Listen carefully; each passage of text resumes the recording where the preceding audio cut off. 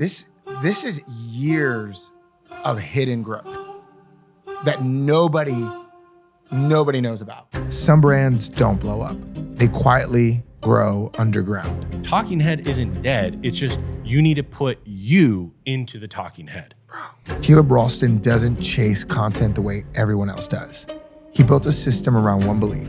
Don't export theory, build what you can stand behind. I don't want to be the guy that talks about shit I don't know and that I'm not an expert on. Like right now, people are asking me about. He pushes back on the internet's obsession with virality and replaces it with something slower and far more valuable.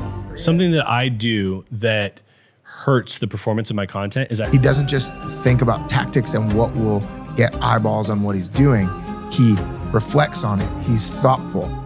And we're diving into how he thinks, not just what he thinks. It's infuriating to me that people think that they can put no effort into content, post a video on YouTube and think they're gonna get results. These same motherfuckers say how stupid that mindset is with business. This is Anatomy of a Brand. I'm Chris Cruz, and this is episode 31 with Caleb Ralston. I need to start with, I shared with you a little bit before we started the respect I have for you. But I want to share it from a different angle before we dive in because it's going to lead to my first question. There's this concept around bamboo trees growing underground before they grow visibly.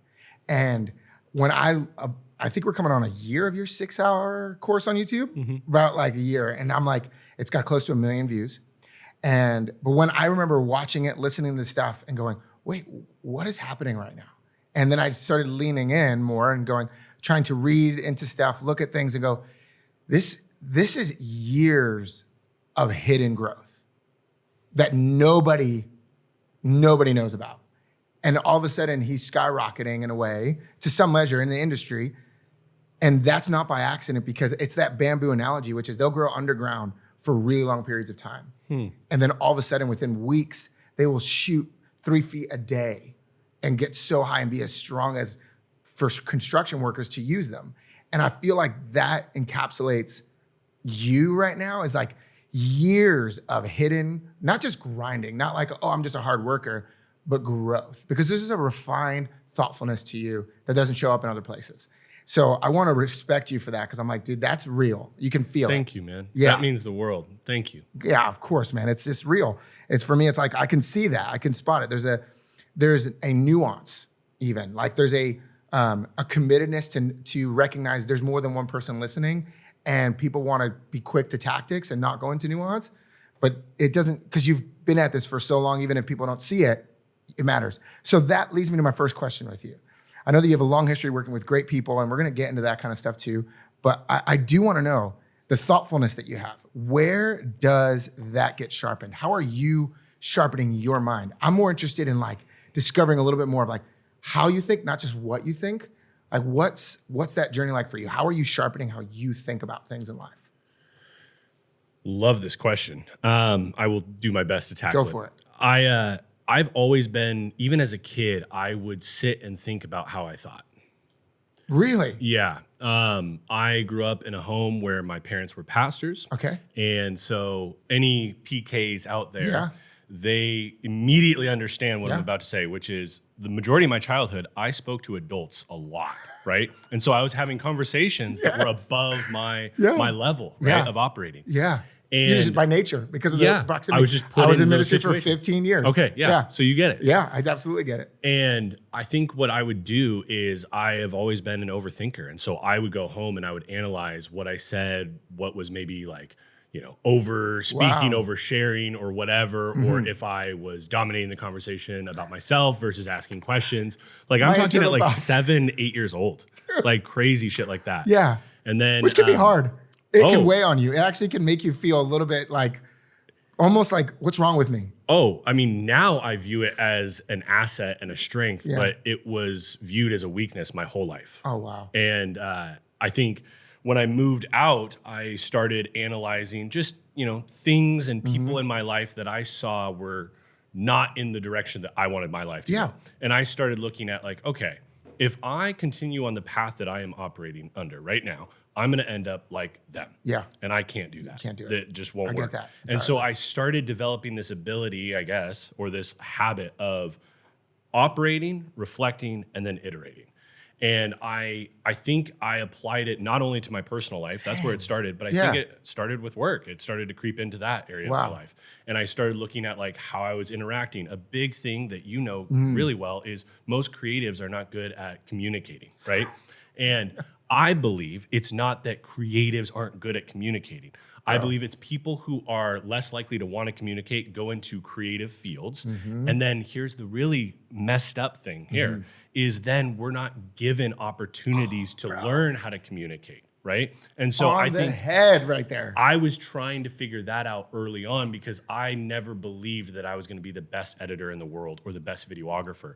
But if I could communicate the way that I operated better than your average bear, then I could stand out. Dude, what's fascinating about that is I literally said to somebody one time, they're asking about leadership, leading a big organization. And I said, the person who's going to lead is the person who knows how to communicate. Like in this room, if they can communicate, they're going to lead this, not this person or that person. They're just going to, if that skill is honed and refined. So you had this natural ability or natural kind of operating system that was like, I'm going to operate, reflect, and adapt. Now, as you're building what you've built, if we looked back at your 6-hour course and you had to reflect on it, what do you think about it right now? I know it gets you lots of leads. You've mentioned that, like your inbox says you can't even handle them. But when you look back at it, is it like, I'm super proud of that? Or you're like, no, I would change some things, or like a mixture of all of it? The biggest mentor in my life, Gary Vaynerchuk, Gary V, talks about how the strongest bridges are strong not because of the pillars in between, but because of the tension pulling hard in opposite directions. And I think that the tension that I have with the course is I am wildly proud of it. Yeah. I think it's absolutely insane. Yeah. I also see so many things that I would do way differently. What would you do differently? I think for one, if you look at it, it's funny. It shows you my confidence levels in different areas. Yeah. Because I go through brand, content, team, and then there is a blip at the end that most people don't even catch about monetization. And I think one thing that I would probably do differently is I wouldn't even include the monetization thing. Not that I don't think it steers anybody in the wrong direction, but I don't want to be the guy that talks about shit I don't know and that I'm not an expert on. Bro, like right now, people are asking me about how I use AI in my workflow and everything. And I don't like to go into too much detail because I have not been doing it at a high level for a year. Yeah, there's an exporting of you. There's a phrase we would say, the light that shines the farthest shines the brightest at home. And it's this idea that like, if you're not working internally doing it, you're just exporting theory at that point. Yeah. And you're like, I'm just sharing what I know, but haven't lived. And it's kind of like my whole thesis, which is look at what everyone else is doing and do the opposite. Everyone right now is like, okay, cool. I built a Claude bot and I've been doing it for 2 weeks. Sign up for my masterclass. And is it okay if I swear? Bro, go for it. Absolutely. I always try, but it'll come out from me once in a while. That's some fucking horseshit. Yeah. It's so stupid, right? And so the thing that I'm trying to make sure that I don't fall into, because I used to hate it from the outside, and now that I'm making content, I see the trap. I understand it. But like, I don't want to teach something that I'm not an expert on, right? Maybe I'll share, this is an experiment I'm doing, but I qualify it heavily. And so I think, that's one thing. Another thing that I would probably do is what we did in January this year. Okay. We made another course. We made a how to start. That one was how to build. That's like, if you're already at a one or a 2. Is this the one where you did the 3 different groups? Where you're like, okay. And that's what I would have done. I love that. So we released the first section, which is brand positioning. We released that 1 week. Then the next week we released content strategy. And then the third week we released a podcast of Trevor and I talking about what we did in the first year to build my brand. Okay. And then we combined them all and released it as a course. That was how it was originally designed. And that did better than the previous 3. Wow. And so now going back, I'm like, damn, that is the way to do it, honestly. Like, that's what we're going to be doing probably another time this year. We'll probably do one more this year. Okay. A little bit different than what anybody has seen from me so far that I'm excited about. But we'll film it in chunks, release those chunks individually, and then stack them all together for one entire piece. Okay. And so then for you're that reflective nature, you're willing to look. One last question on kind of reflecting on stuff that you've done like that. When you realize there's some things that you would have done different, being a very reflective individual, does it eat at you? Does it like, how do you handle that internal, like, man, because I know so many people are just like, oh man, I'm gonna just keep crushing through it. I'm like, cool. Me, I'm like, it eats at me. And I'm like, but I'm not everybody, so I know that. Like, what happens to you when you're like, man, I would have done it differently? I think that's a process that I've been working on since probably 2016, 2017, which is I would love to be able to go back and fix it or do anything like that. It does eat at me, but I also know that this game is a game of iterations. Yeah. And if we get caught up and hung up on some shit too long, we don't get the data to be able to make the iterations. The majority of people are sitting on ideas and pieces of content that they've been sitting on, or in review, they're on V11, V12. And that's some bullshit. Like, we need to be shipping by V5 at the latest, right? Let's go. Because everything beyond that, in my opinion, is ego. It's thinking that we know what our audience fucks with, but we don't. Dude, I've heard that in my head from you so many times. Oh, I'm glad. In my head, I'm like, listen, I'm gonna create this. So, okay, I'm gonna give you real time something I did. So I created a piece of content. It did abnormally better than other pieces of content. I then went back and was like, okay, my audience is loving that. It's a little bit different than some of the stuff I've been putting out. I'm gonna double down on it. So I double down again. And then the next one goes even better. And then I'm like, okay, I'm gonna engage with this more. I do the next one, and it's the best post I've done ever. Like light years. Was this better. Topic or format? It was topic. And what I found was it was a format that I was reluctant to do because I heard everybody telling me to do a different format. So it was carousel. So I did a carousel, but everywhere I was watching was going, okay, what's the visual hook, the audio hook? And I'm like, okay, I want to get good at video. I've got incredible video equipment. I've got a Coop over here teaching me as like a Padawan to a Jedi how to edit. So I'm in my office editing stuff, working hours to create these videos that are getting sub interaction. But what I didn't realize too, after listening to a lot of your stuff, was going, all right, I'm not looking for virality. I'm actually looking to grow trust. And I was doing that slow. And then one piece took off in the format of a carousel. Yeah. And it was all around leadership and leading people. And I was like, if you want doers, like, versus if you want people to actually own outcomes, like how to lead those two different types of people and what's the problem there, and letting them struggle. The idea of, if you want leaders, you have to let them struggle. You can't go in and save them. Like, you've got to let them struggle with stuff. It was a point of view, stuff that you've said. People are not willing to have a point of view. That's where I wanted to go next with you, actually, is how are you pushing people out of the, like, hey, I know this is your go-to answer because culture, you've seen others. How are you harnessing them towards a point of view, or yourself staying in a point of view when you see and said a lot already? How do you keep your point of view fresh or intact? As in, like, if your contrarian take no longer is contrarian? Or there's that, because I've gone through your stuff and gone through, like, okay, here's my contrarian take. Yep. I think people are scared to disrupt more than they want to admit. I think myself, I'm naturally a very challenge-oriented person, but I'm also scared to disrupt. I'll go somewhere maybe unexpected with this. Yes, please. I think that there's a lot of people, and I say this with love and respect and a humble tone. Yeah. There's a lot of people that think that they got game that don't got game. And so they want to identify a contrarian take. Yes. But they're not deep enough in it yet to really know what they think differently about the space. And that's okay. Yeah. There's nothing wrong with that. Admit it, acknowledge it. Yeah. The thing that a lot of those people end up falling victim to is listening to the gurus online that are pushing a controversial brand. Yes. And so what they do is they don't know how to identify a contrarian take. And so they find something that's controversial and they say it for controversy's sake. One is designed to trigger a reaction. That's controversy. Contrarian is, I have to say this because it's to my core, right? For me, when I came onto the scene, I was tired of so many people. I'd meet with, in 2024 alone, I met with thousands of business owners. And the most common thing was like, I don't know if this is working.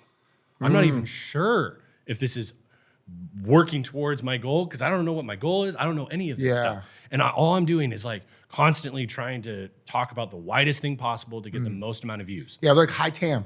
Even listening to some of the podcasts you're on, I'm watching you wrestle. This is just, I'm on the outside in. Yeah. So I'm watching you wrestle when people are addressing high TAM, and then you're going, yeah, but like, it's got to actually be something that you care about, you're good at. It may not, like, just because it's a high TAM doesn't mean it should be what you do. Yeah. Oh, absolutely. But how do you resist that urge? Like, because they're here everywhere. Like, because I've been at that mistake. I've done that mistake at the highest level.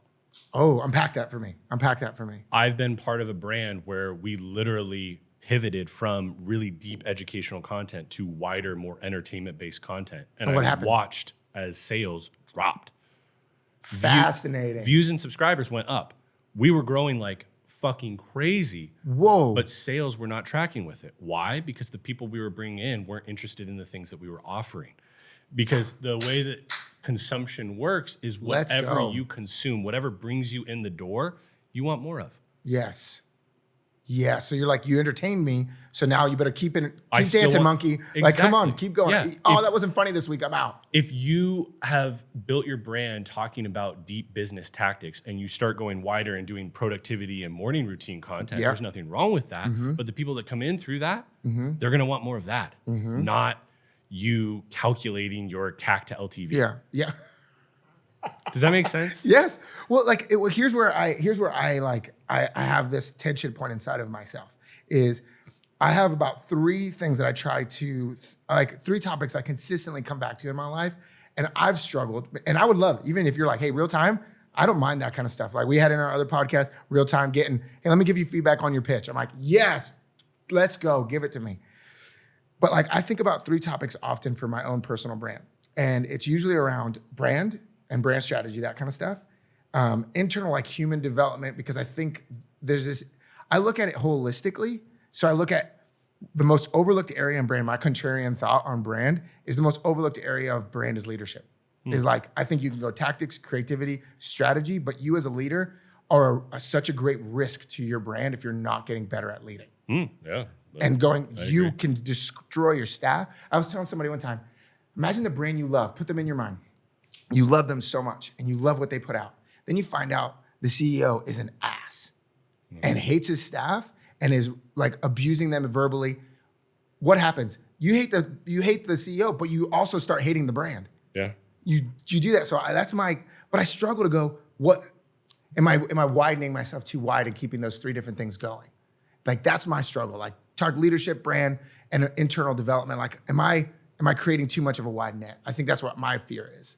I don't think so. I think the thing that I always encourage people to do is look at what lane you're existing in, the topic that you're speaking to, the niche that you're in. And if you don't feel like you're getting good success, look at who the winners are of your category and just have an honest conversation with yourself. Can you compete with them right now? Yeah. If the answer is no, then chunk it down.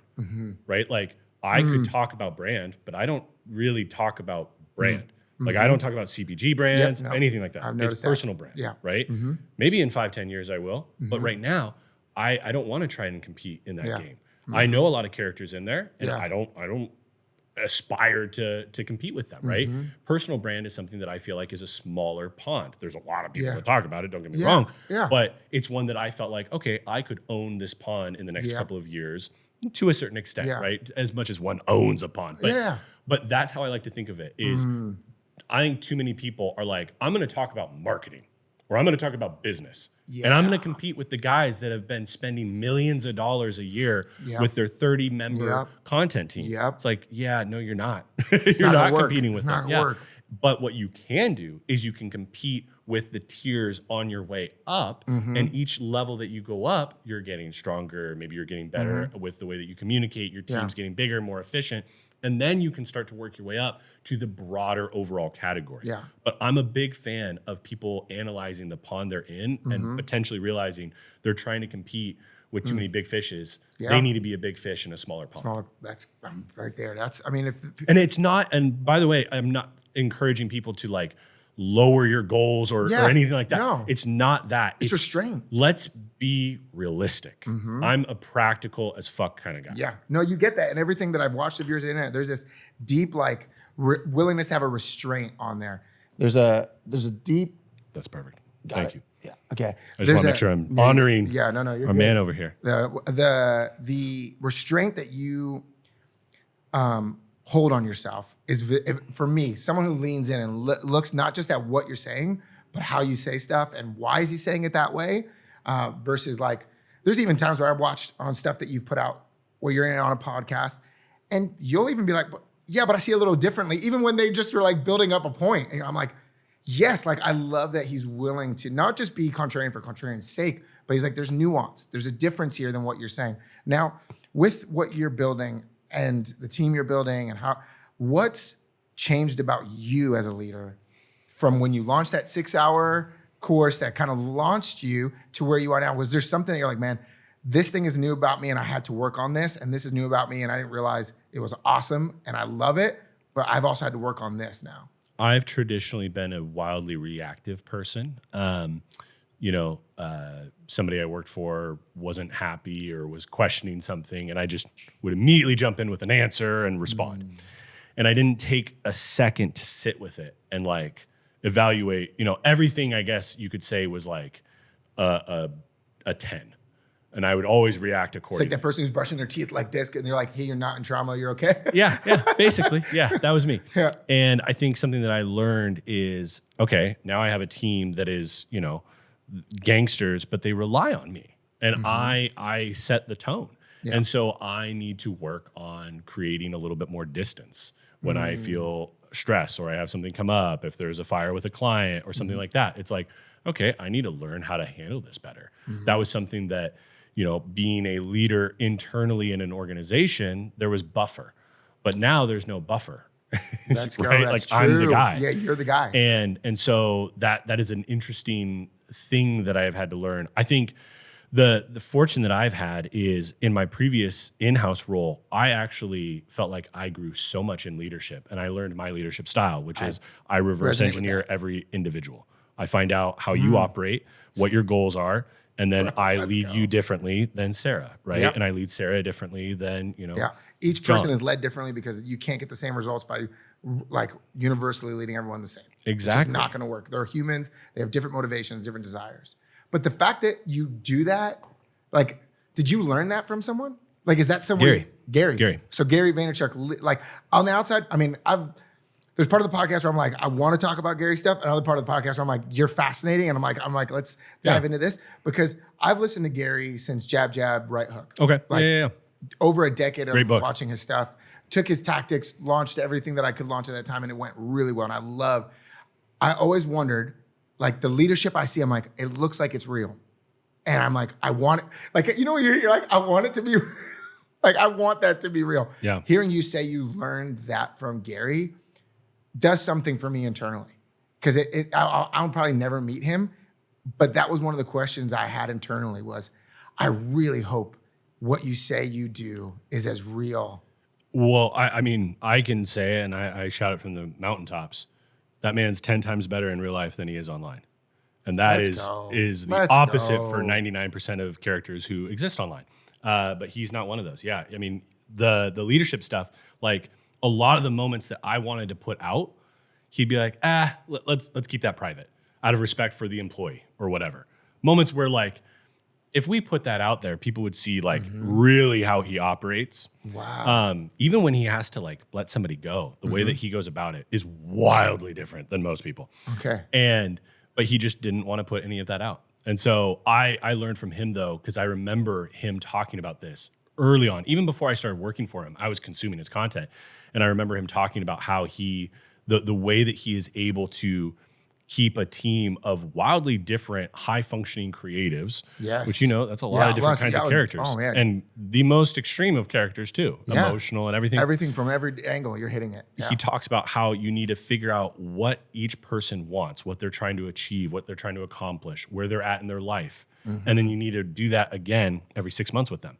Because somebody comes in their, they're 23, they're wanting to grind for the next 3 years. Yeah. Then they meet, the partner of their dreams, they have kids. Yeah. Maybe they're in a different season. Yep. And it's up to us to learn that, not up to the employee, not up to the team to share that with us, but it's up to us to extract it out of them. Yeah. That's so encouraging to hear, because like that's for us, that's exactly how we think about it. So it's so encouraging. Now with how you started to rise in Gary's world, did you start a different position and then make your way up through different things? Like, how was that journey? I've never really kind of heard that talked about. I started at Pure Wow, which is a women's lifestyle publisher that he owns. Okay. And I started there as a video producer, making a bunch of content on, were you doing content before that, like in the bodybuilding world only? Oh, yeah. Is that where you were doing it?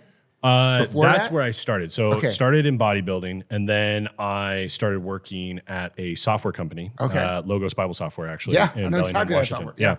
So I worked there for a couple of years, and then I did freelance for about a year and a half, where I worked with the two, like some of the first I-502 cannabis, like legal cannabis brands in Washington State. Yeah. Did that. That was fascinating. It is.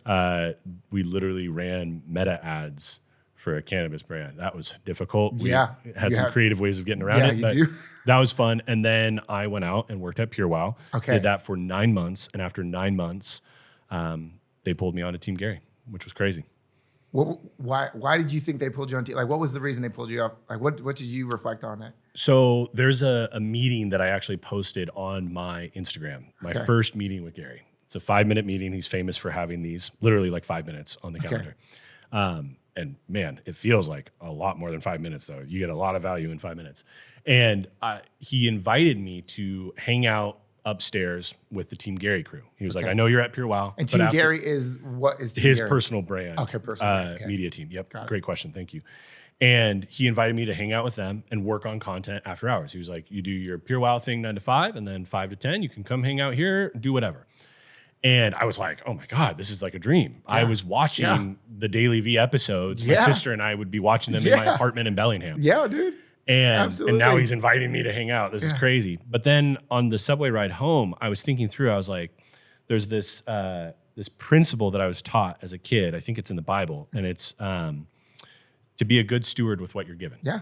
And the thing that I realized was I was tasked with making content for Pure Wow. And so if I'm going to take time to work on additional content that isn't a passion project of mine, because I had to do those to keep my sanity, but if I wasn't doing that, I want to deploy those extra working hours towards Pure Wow, the opportunity I was given, right, and kill that. And I had this theory that if I do an incredible job there, the leadership will talk. They know I'm a huge Gary fan. It'll get mentioned and brought up, and maybe something will come of that. And what's crazy is actually at the same time, there was another character that started at Pure Wow. He also loved Team Gary, loved Gary, wanted to work on the team. And he spent every little bit of extra time he had with Team Gary. Not necessarily focused on Pure Wow content. There's so much here people want to understand. There's so much you're unpacking right now that is the unspoken undercurrent of how people thrive in organizations. I mean, it's like a lot of people that I talk to have really incredible opportunities in the in-house role that they're in right now. And they're like, Caleb, I want to do this consulting, all this stuff. Crush that thing. And that's my thing. I keep coming back. I'm like, I took side gigs when I needed money. But other than that, my God, I tried to focus on the opportunity at hand because I always believe that that is going to give you greater returns and a better foundation to build and catapult off of. And so I just did that. I focused really hard, but I did meet with David. So I was meeting with David Rock, D-Rock, like probably once a month. Just to update him, I would ask him his feedback on what I was doing.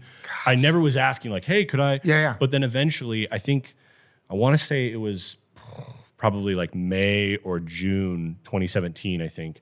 I was invited, maybe 2018, invited to film a Daily V that Gary was doing. He was like meeting with Vitor Belfort, who's a UFC fighter that I was a huge fan of at the time. And the first time I'm filming with G, it's crazy. We're like at this like fancy dinner, they're eating. And I assumed that they would just interact and I didn't exist. And within minutes, this is just how cool G is. He turns to me, he goes, have you ever had oysters? And I was like, nah, never had oysters. And he grabs the camera out of my hand. He's like, all right, well, on today's episode of Daily V, Caleb's trying oysters for the first time. And it was such an insane moment of going from just literally a year ago, like, I was watching this guy on my TV and now I'm the guy filming him. It was absolutely insane.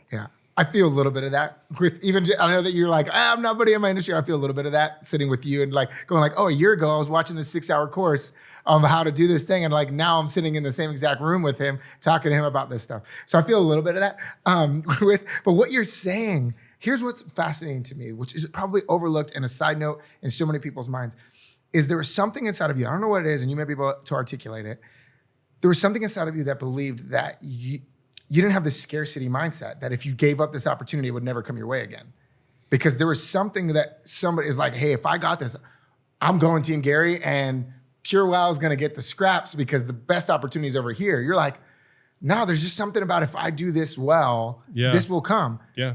Do you think about like that often? Is that even how you take clients? Is that even how you think about like, I don't know. Yes. It's just a different mindset than most would have. Most would go, Gary called me, we're dropping everything and we're going doing that. You were like, yeah, I love that. Freaking awesome. That's a hell of a deal. I want to be a part of that. But I got commitments that I'm at Pure Wow and I got to do these well. Yeah, I think it's just that I had previously had situations in my life that supported that way of thinking. Like I just You've seen had, it happen unfold. yeah. I had just Fair. made bets, stayed focused, and when I didn't, and I started doing a bunch of different things and spreading myself really thin across different projects, I noticed that everything suffered. And so I think I just had a really strong belief that Gary would, if he ever even heard about it, and I didn't assume that he would, but if he did, he would respect that this is a company that he had just recently bought, you know, and he was wanting to have them focus more on social at the time. They had traditionally been, they were still on social and they were doing a great job, but they had been more focused on their website and pushing people to consume content there. And Gary was like, no, we don't want to try and bring them here. We want to live where they are and put the content out. And so I viewed it as like, this is something that would be honoring to the man who has given me so much already. Yeah. Is if I can have any little part in helping this transition and everything and be a part of it. Also, the other thing is I fucking loved those people at Pure Wow. Let's like go. Nadia, Let's my go. manager, the best. Yeah. Mary Kate, oh Yeah. my God, she was the shit. Ryan, love him, right? Like everybody that I worked with there and worked for were awesome humans that I never could have just like dipped. Yeah. You know, even when I went to Team Gary, I still did my best to go downstairs and still do projects when I could or help them however I could. Wow. Because I love that crew. Bro, you think I think so much like that with you, and that like I could point to so many moments where that's like part of where I'm at right now with building what I've been entrusted to build is because of that. Sitting in a back corner working on a project that someone said, "Can you go and work on that?" and being like, "Cool, I know I'm getting dragged in other spots, but I know the success of this is going to speak way more than my exhaustion of that." Yes. So like, let me just go crush this thing, and I know it's going to speak. So I resonate so much. It's kind of what we do actually with my YouTube channel. Oh, okay. Everybody is putting out high volumes of content, and I think that's the right move. But for me right now, I'm putting more effort and focusing on one piece at a time rather than mass volume. And I think it's kind of a similar way of operating. I believe that the long-term benefit of that, of putting a ton of effort into these videos, knowing that they're going to continue to reap the benefits, like, you know, we're a year in, like you said, and that course is now getting still like 1,000 views a day. Okay, so let me ask you. Okay, let me ask you a question because when you started saying that, the thing that T-boned me in my brain is some of the other rhetoric. Even Gary going like, grip 30 things a day, 40 things a day, just like you're not posting enough. How do you fight off what your mentor even says about that? Well, I know it's correct, right? It's correct. Just like when I was getting into powerlifting. That's awesome. I'd watch Andy Bolton or Ronnie Coleman or, you know, any of these characters, Stan Efferding, and what they were doing was correct. Yes. But it was not sustainable or possible for me at that moment. Oh, so you're drawing the line, the connection between correct for an individual, where they are and where they're at, to what you are, what you're capable of, and stretching yourself with that in mind. Jeff Bezos, I think, is the one that talks about how he doesn't make any decisions before like 10 a.m. and after like noon or so. I'm butchering it, but he has a window where he makes decisions. That's great for Jeff. If I do that in my first year of business, I'm fucked. I think that's the difference between tactics and like understanding principles. Like that's the difference between going, all right, that worked, but it's not. And there's guys who are exhausted. I don't want to put names or anything on podcasts, but it's like I had to turn their podcasts off. I just was like, hey, I got to unsubscribe because you're exhausting me with tactics. I feel drained at the idea of like, what you told me to do last week, I did. And now you're telling me to do something else. Yeah. And I just can't keep up. Yeah. And it's killing me. It's 100% correct. And we need to do high volume. And as AI is ticking up and there's more shit just being made like crazy fast, you will need volume. But I still believe, and this may change. Yeah. But to this day, I have never wavered on this. If you make a really, really powerful piece of content and you put a lot of effort into it, just like a product, it will market itself and it will stand out against volume, right? Wow. The problem is eventually I am going to have to uptick that volume. But if I tried to do a weekly YouTube video for my first year, you're going to burn out. I wouldn't have made it past month 2.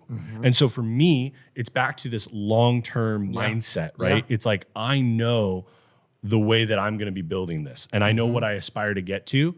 I'm not going to go, if I want to bench 500, I'm not going into the gym tomorrow and loading 4-5 plates, 100%. You know, like I would get crushed. Yourself. Yeah. Exactly. And so people, I think, need to understand that you need to take what they're saying and understand that the main reason why they're saying it is because everyone in their audience isn't doing shit.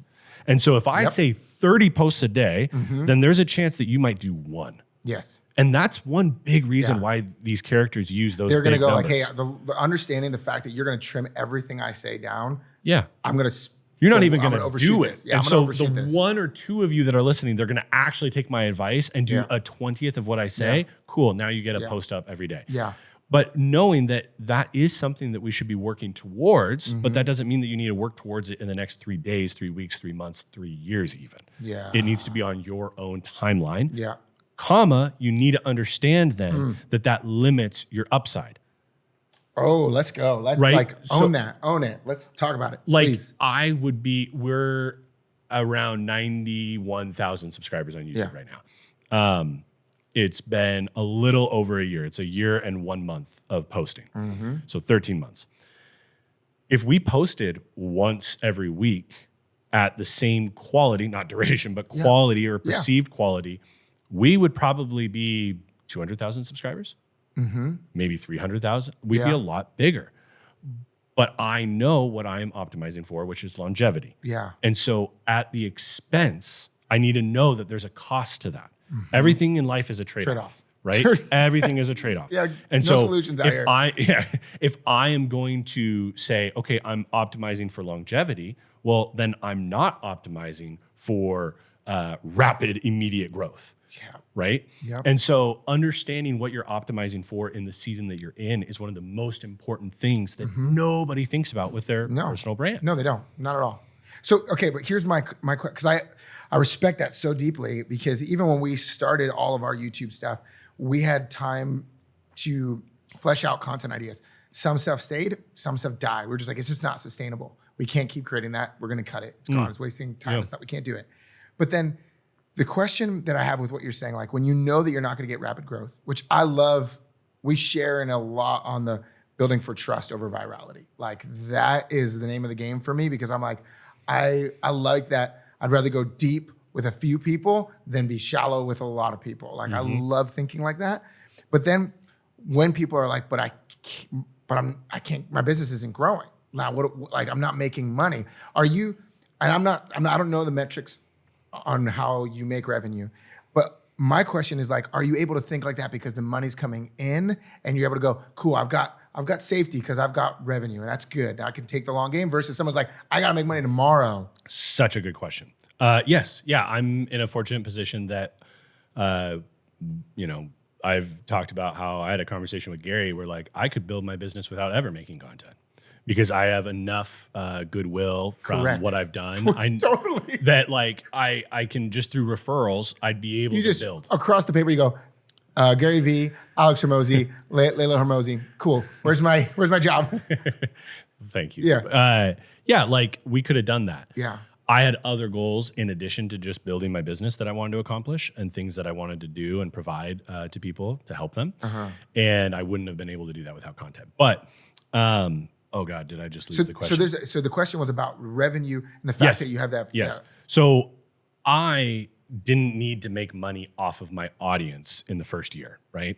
And going into year 2, we don't need to do that either. Because you already had stuff in motion? Yeah, we have clients that we've gotten and everything like that that we're doing really well with that are fucking awesome. That's awesome. Awesome clients. And I'm so grateful to be in that position. Yeah. There are people that it's like, yo, I got bills to pay, mouths to feed right now. And I can't wait. Like tomorrow, I got like the amount of people that we interact with when they come to us to work on brand for them. And when content comes in the conversation, it's always, it's got to make me money. Yeah. And this is the wrong solution. Let's go. That's the big one. Yeah. Is everyone thinks, okay, cool, I'm going to start making content to make money tomorrow. Yeah. No. What you're going to build is a brand that is going whoosh into the ground. Yeah. Because it's like if you meet somebody for the first time and you just immediately make a big ask of them. Yeah. It's fucking weird. Yeah. No, it is. Like that's not how humans work. You gotta build some rapport. It's off-putting. You're like, you gotta that was give. weird. Right? Yeah. Mm-hmm. And so I believe that the best version of this is if you've identified, I need cash now. Yeah. Don't focus on making content right now. Focus on another means, right? That's There's other so ways. And I'm not the business expert. I'm not going to teach you what to do. People need to hear that though. Yes. Because they're fed the idea that this is going to change the game tomorrow for them. And they're like, no, it's not going to change the game tomorrow for you. This is going to take time to get into their minds. And then when their decision making comes in, that you're hoping your content is in that spot when they come to decision making. Not right now. It's just not there. Exactly. That's encouraging to hear. So there's that. The other thing that I want to hit on though is I think some people use what I say about not optimizing for virality and optimizing for trust as an excuse. They make content, they get no views, and they're like, I'm optimizing for trust, motherfuckers. Yes. It's like, Exactly. no, you're just not good. And that's okay. You can get good, right? Just because we're not good right now doesn't mean we can't get good. But the thing that I could do it myself. Like we will measure, and we have to have honest conversations. We did a whole podcast, just our team. Yeah. Because we were like, okay, if we measured our success based off of what we are seeing numbers wise, we would be a failure in the eyes of many people that are social media gurus. Yep. Who have podcast, all this stuff that will say you're not doing good enough because you're not getting 60,000 on each thing, and you don't have people mining your content and bots and then groups, then cutting your stuff and putting those groups to work to send 10,000 clips. You're not doing that. But then what we said was when we looked at it honestly, we said, but are we getting the revenue we're projecting to get that we set for ourselves? Yeah. We're like, yeah, we exceeded our Q1 goal this year. That's incredible. But are we getting crazy virality? No. Is our podcast optimizing in a way that gets us converted? No. But almost every client we talk to that we landed, they'll say something like, somebody shared something with me, or I saw this thing you did. They don't even follow us. Oh, they don't even comment. The best clients don't. Yeah. Yeah. And so I'm like, they're silent. Yeah. But then at the end of the day, when I don't have those big views, I will reflect back and go, oh, I'm optimizing for trust. But I'm like, wait, Chris, you are. Don't let that ego thing step in and mess with you and cause you to get off your horse and change why you're doing this. Because like that stuff creeps in fast. Oh yeah. Phil Jackson, coach of the Lakers, of the Chicago Bulls, right? He coached Michael Jordan. He coached Kobe Bryant and Shaquille O'Neal. Fantastic coach. Oh, remarkable. Yeah. Highly recommend anyone who is into leadership, study him and the way that he operated. I think his book's 11 Rings. 11 Rings is an incredible book. I've read it twice now. Yeah. And one thing he talks about is they didn't optimize for championships. They didn't optimize for winning. Right. They optimized for brotherhood. And brotherhood took care of championships. Dude.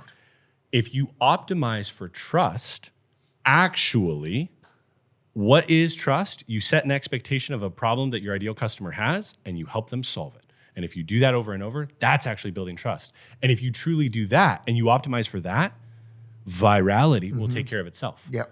My course, I did not design, look at it. It's 6.5 hours. There's no social proof on it. It's not like there's photos of people I've worked for. You're not throwing up statistics and case studies in the middle of it, where most people would do. They'd go, here's the 10 people I've helped to validate my point. Yeah, I didn't do shit about that, right? You didn't. It's a photo of me smiling and it says 6 hours. It's like the barrier to entry is high. It's like, yo, I highly suggest not watching, Yeah. But it is our most quote unquote viral piece of content. Yeah. I believe that when people say, man, I got such good shit, nobody's watching it. Yeah. Yeah. Isn't that good? Yeah. Oh, yeah.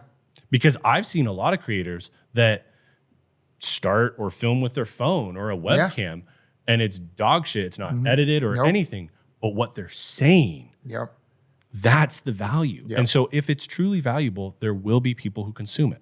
I do believe that. And now, this is not an excuse, though, to not care about your packaging, your wrapping. You do need to increase the odds that more people are going to watch it.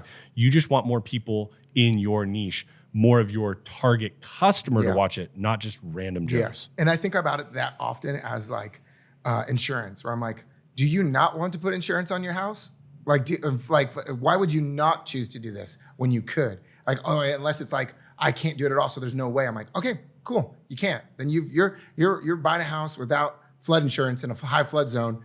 They're probably going to charge you a lot more. But if you could do it, you would. And that, like, try your best to include this if you can. And like, we were talking to somebody who wanted content, and we're like, I don't think content's going to move the needle for you. What's probably going to move the needle more is the fact that your customer service person has a AirPod in their ear when they're talking. I was at a really well-known establishment, and the person's talking to me with 2 AirPods in, and they're talking to me, and I'm not talking back. And they're like, and I was like, oh, you're talking to me.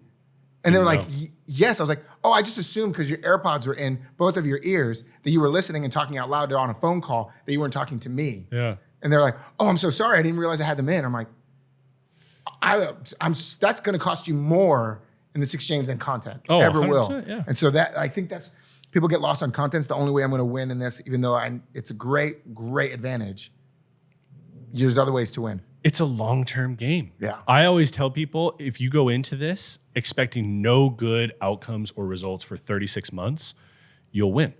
The problem is everybody wants it in like 3 to 6 weeks, but that's not how it works. There are outliers. There are people that pop in a month, sure. But if you have the wrong expectation, then you get discouraged and you give up so fast. That's why I like the 36 months. If you were to look at where you are now and your whole trajectory and what you're doing, what would you look back and say you're most proud of?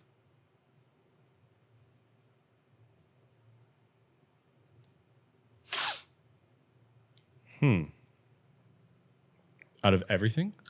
You could pick. I don't mind what direction you want to take with it. Just when you're like, if I looked at this. The last in-house team that I built, because of the humans. I love each and every person that was on that team. I love them to death. I try to be in contact with all of them as much as possible. And what I'm proud of is that they came into the team. I love that you picked the team gangsters. As your thing you're proud of. I love that you picked. I love that so much. It's core to who I am. They came in as gangsters, but they left with skills and tools in their tool belt, in their super belt or superhero belt, that they did not have before, that were ancillary to the creative work they were doing. I had one editor. She worked for, I love her to death. I won't mention her name just in case. I don't want to, I've never asked her if I can, but out of respect. But we brought her on, and she was incredibly talented, not super organized, and not necessarily the best with communication. And she had been working with this like YouTube channel, really big YouTube channel before. And she worked for our team for, I think, like 1.5 years, 2 years. And then she went out on her own and started doing more freelance work. And that original client reached out and hired her. I met with that client maybe 2 or 3 months after they started working together again. And he mentioned to me, he was like, yo, there is a massive difference in her communication and organization. And that's the greatest thing that I could hear. Right? I'm seeing a lot of these characters have gone on to be the editors or leads for all these like very big brands that you are watching. And it's just so cool to see. I think that a job of a leader is, and a sign of a good leader is if somebody comes into your organization or your team and they leave more valuable in the marketplace. And you invest in them to be more valuable in the marketplace, knowing that they're going to leave. That's a different paradigm than most people have. Most people are going, I need you to be able to do a job well and not just do that job. But we've talked about it on our team often, the idea that like me as a leader of this, one of my goals is not that we're going to be the biggest agency in the world. Like that's not one of my goals.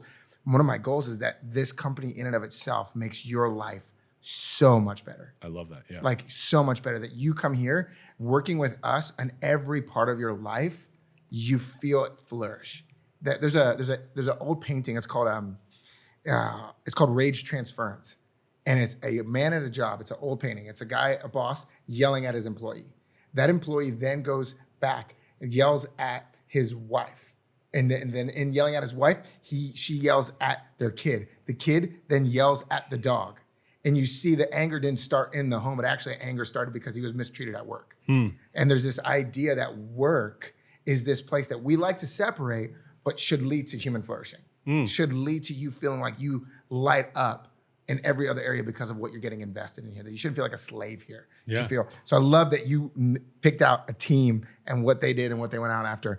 What's next on your horizon? Like, you've cut your teeth on a lot of stuff. You've worked with big people. What can you talk about as far as like, hey, this is what I'm thinking about next? There's one personal brand that we're working with this year that I'm really fucking stoked about. Let's go.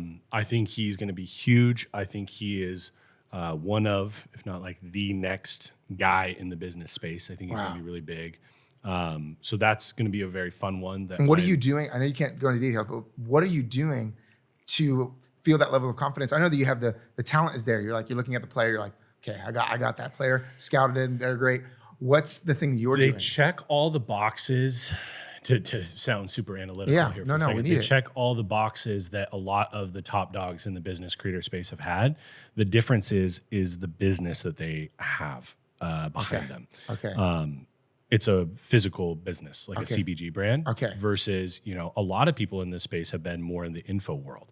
And there's nothing wrong with that. Yeah. But there's something different for people to watch your Instagram video and then be holding, it's not Cadence, but to be holding your can. Our Cadence, not a sponsor of the show at all. We just got that. We like them. That's cool. Like, that is a different presence that you can have. And so I think, and the other thing is most of these characters have started building their personal brand after they exit a company. And they're talking about things after the fact, which is good and wonderful. But we all know that memory is a crazy thing that we evolve in our favor. This character is still in the business. And so what he's sharing is real-time strategies being used that are great. And so I see him having a different position in the market. So that's cool. Very excited about that. We have a couple of fun projects that we're working on. We have something that Trevor actually did an incredible job, my content director. We put together this curriculum that we're launching within this thing called Ralston Select. And it is a 4-part curriculum: pre-production, production, post-production, platform strategy, all through the lens of educational content. But the best part of it is it's not just me, it's Trevor. Trevor and I teach it together. We had, I think it was 11 or 12 days in the studio, 8-hour days. This was his first video. And he's filming for 8 hours on camera. It was crazy. So that's another thing that I'm really proud of, that I'm excited about. That's going to be launching April 14th. And then a couple little secret YouTube things that we're working on for maybe the back half of the year. Okay, so when you're thinking about like this, your content, like if we understand, like I'm selfishly, I don't care about anybody else on the podcast listening. I'm sorry for everybody else. You can listen to the rest of the conversation and get a ton of meat out of it. This little section's for me. When you're going through your content plan for how you want to do your stuff, I know you have your brand story framework, that stuff that you do, but like, what's your way of developing your framework or developing your content? Like, are you doing, I know you do long days where you shoot. How are you writing all that stuff in advance yourself? Do you have a team helping you think about hooks? Like, what's the way that you're behind the curtain there that you're doing it? So it depends on the format that we're going to do. We have, right now, we kind of have, I would call it 3 formats, but really 2 of them are the same, just different versions. So Talking Head, where I do like a shorter one, like we released in February, a video, it's a Talking Head video. I'm in the back of my pickup truck. That one was I think 15 minutes or 20 minutes, something like that. Then we have the long form Talking Head where it's like 6 hours or 3 hours. You should bring cereal back, by the way. Oh, I agree. I agree. Thank you. Yes, I do need to bring that back. And then the other one is, we call it like cinematic narratives. I don't know if you've heard of Adrian Purr. No. OMG Adrian on Instagram. Okay. I highly recommend following. He's a gangster. He's so creative. And I got a lot of inspiration from his style of short form. And so we try to sometimes replicate that with a little more twist. cinematic. Yeah, like I've done 2 of them. Is that the motorcycle stuff? Yeah, I'm riding on my Harley, and then there's another one where I'm walking around London and stuff.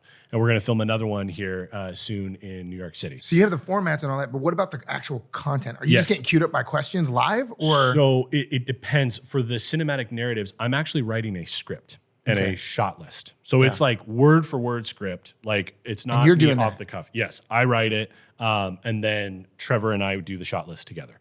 I just enjoy it. I like being part of that. I also like training him on those things and how I think about it and how I go about doing it. So we do that together.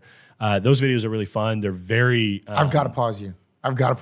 Yeah. You said I like to teach him how to do this stuff.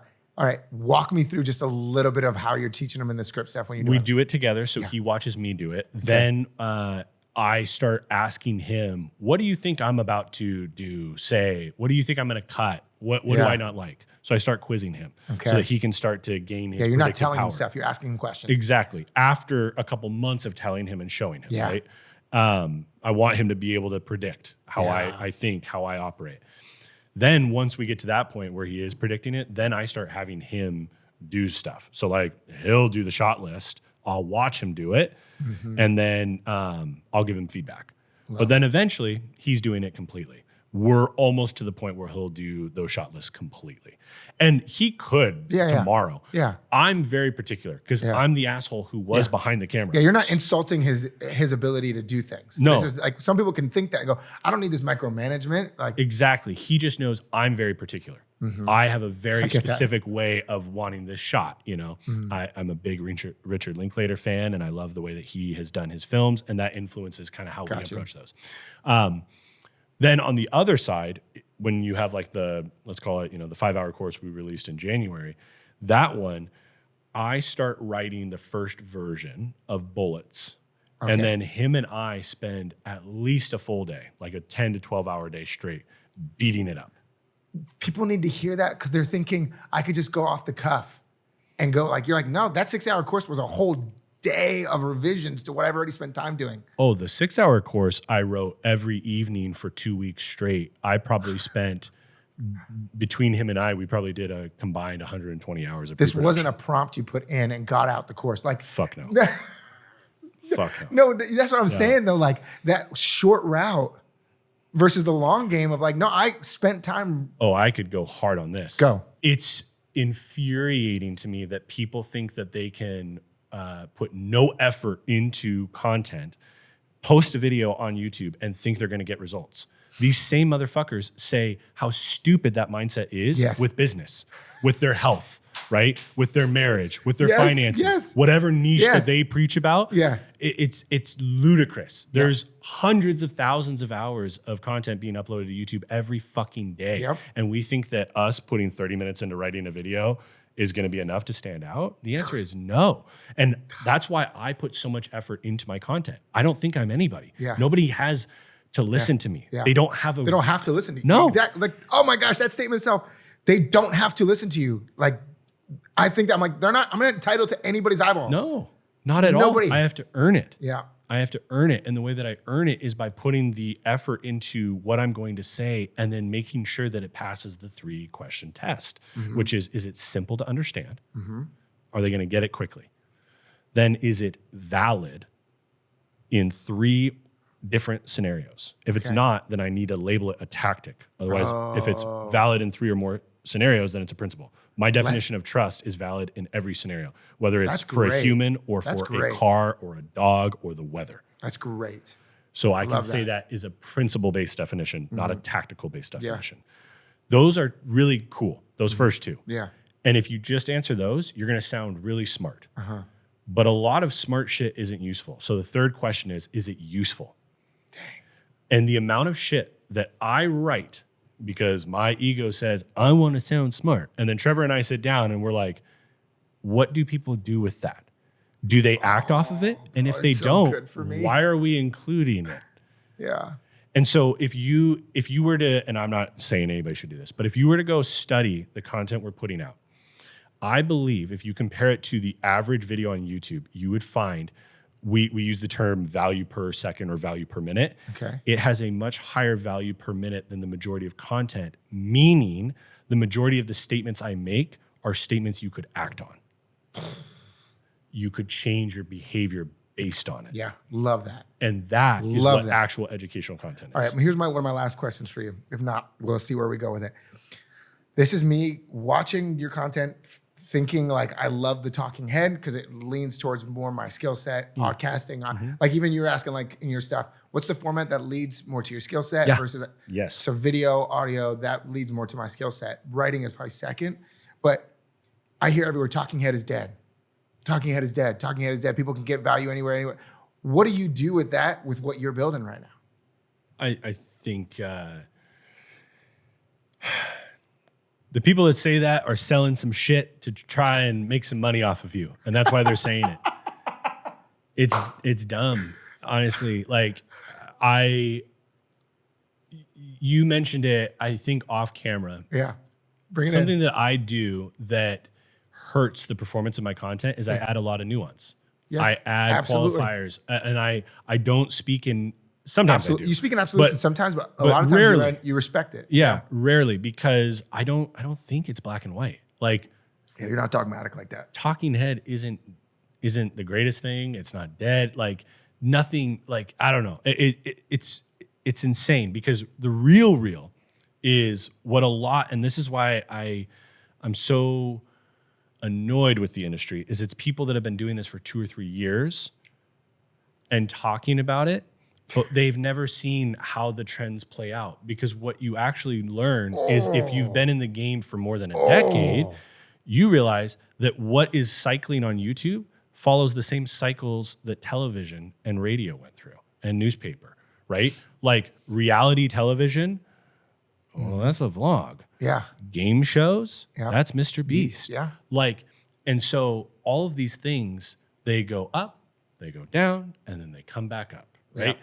Like talking head will not die. It will always be there. It will adapt and it'll evolve the way that people have their creative spin on it. Yeah, sure. absolutely. Like we do one with sandwiches where we tried to make sandwiches. It was incredibly hard to sustain.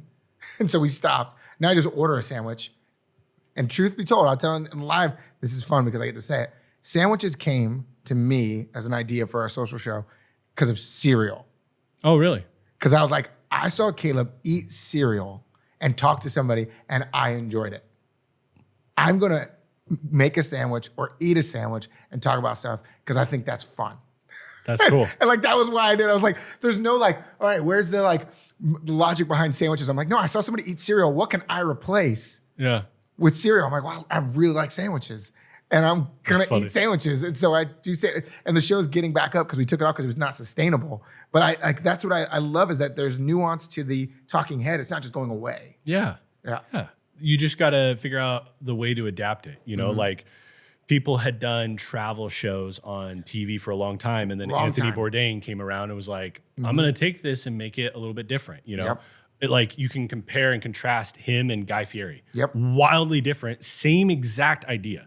I'm going to travel around understanding culture and food. And there's like 8 of those. Right. You could put like and paste them, but they're all different, but they're all the same. Exactly. And there's 8 million of them that are just trying to do a duplicate of what Anthony Bourdain does. Correct. And they're not putting their own spin. So talking head isn't dead. It's just you need to put you into the talking head. Bro. I mean, like that's it right there. That is the end of it. Bro, thank you for coming on. It was so good for me. I love this. So thank you for coming on, man. Thank you for the opportunity. I appreciate it.